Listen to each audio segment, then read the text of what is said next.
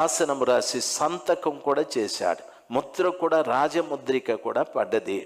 అయితే ఇట్టి శాసనం మీద సంతకము చేయబడినని దానియేలుకు తెలిసి తన ఇంటికి వెళ్ళి యెరూషలేము వైపు తన కిటికీలు తెరిచి మోకాళ్ళ మీద నిలబడి యెహోవాకు ప్రార్థన చేయుచు ఆయనను స్తుతించుచుండెను.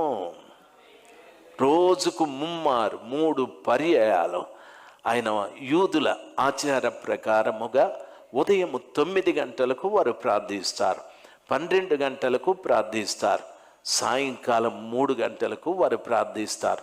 అది వాళ్ళ ట్రెడిషన్, వాళ్ళ ఆచారం. ఆ రీతిగా దానియేలు ఉదయాన 9 గంటలకే ఆ దేవుని ఎదుట మోకాళ్ళ మీద నిలబడి యెరూషలేమును చూస్తూ ప్రార్థిస్తున్నాడు. యెరూషలేము దేవుడైన యెహోవా, ఇదిగో నేను నీ మనుష్యుని, నేను ఇక్కడ